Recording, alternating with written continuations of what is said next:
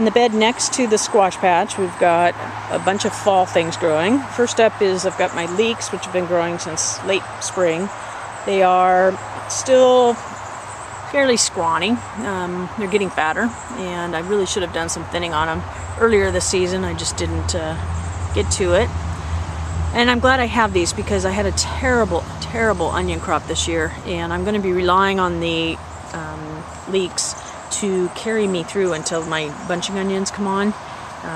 The onions I did harvest out of the garden are holding me for the time being.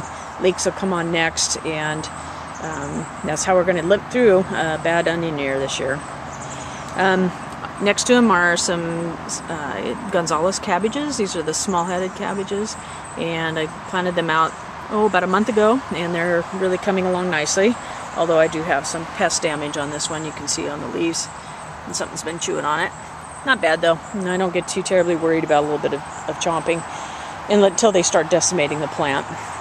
The rest of this bed is the fall broccoli crop, and again, these are doing marvelously. They're about a month along from transplant, and I have had, again, a little bit of chewing, as you can see here, but the vast majority of the leaves are really healthy and growing nicely, and we should be on track to get our first harvest of the fall crop of broccoli, probably in mid-September and going into October.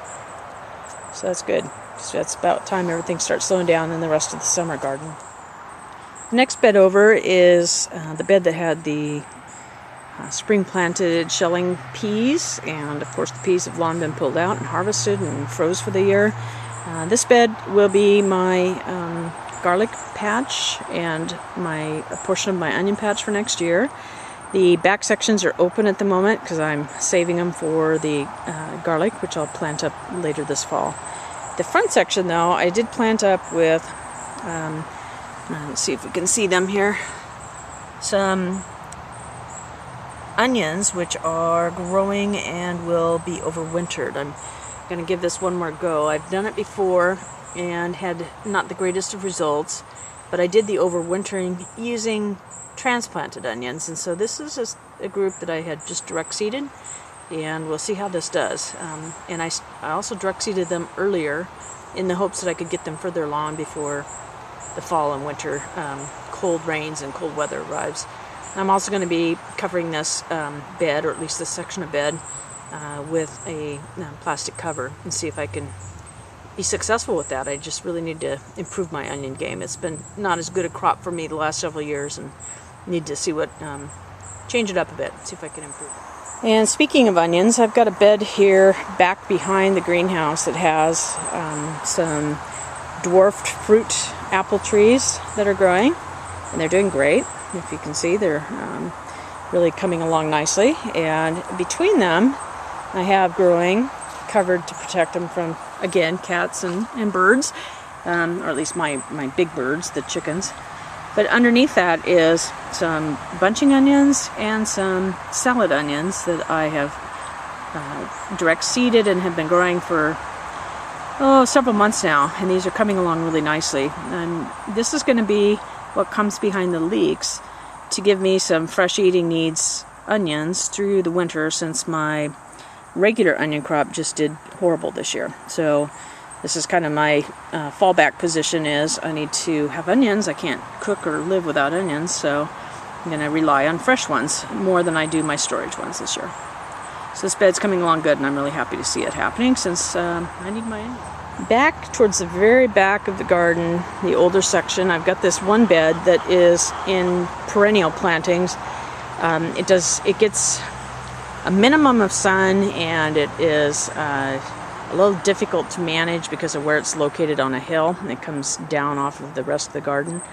But in it, I've got my rhubarb, which does wonderfully here. Loves the conditions. It's a heavily amended soil, and they really do just fine. So I've got some really nice looking rhubarb. It's getting late in the season, so I'm no longer harvesting from it, but it's continued to have really good growth, and should go into the winter with a good supply of energy in its roots. And next to that are the bush pie cherries, which have been doing awful. I don't know what's going on with them. They're perking up a little bit here, but I just have had no fruit set, and I lost several plants. They used to be all the way through the bed, and I had to take out several plants. Planning to put some strawberries in this back section and try to make good use of it. It's limited what I can put here because it gets shade, but I think I could get some strawberries out of it. So on the recommendation of Mr. H from northern Idaho, and he has used Fort Laramie strawberries that he's been successful with in a fairly harsh environment, so I think I'm going to try those in this spot and see if I can get some production out of that section of bed. In the meantime, these bush pie cherries, they basically have till next spring to get their act together. If I don't see some flower and fruit set next spring, these are going. They're taking up space and not producing, and are obviously just not happy here, or something's not right. So I just don't have time to mess with it, though. If they're not going to produce, I don't want them in my garden. Okay, let's take a quick spin through the greenhouse. There's not a lot happening in here. I've just got kind of my setup for a few odds and ends that I want to put my hands on quickly when I'm in the garden. My harvest basket, a kneeling pad, some snips, and actually this is a makeup brush that I use to hand pollinate the squashes, and a spray bottle that's actually got some rubbing alcohol in it. I use that on tomatoes where there is a little bit of gray mold developing. If you spray that, it helps to contain it so that you can then snip away the damaged foliage and keep it from the spores from spreading. I got that from a tip from a garden blogger friend. And here we go. We've got our peppers in here growing, and as you can see, we've got lots of ripening fruit. This is Lady Bell, and it's got a really nice foliage cover, but it is a variety that produces heavily and then pretty much quits producing. So for my climate, it's a great option. It's very difficult to get fruit developed and matured in our cooler climate, and it seems to just do great in that environment. And I don't have a long growing period in that regard, so having them stop producing isn't such a big deal. I also have some basil in here that I've been harvesting on. It looks kind of puny as a consequence. And again, some more peppers. And then in this container, I have some new basil. I just tossed in some seed about a week or so ago, and they're coming up in the hopes that I can get some late season production in the warmer days at the end of August into September, and maybe get enough that I can preserve some. So far I've just gotten enough for fresh use.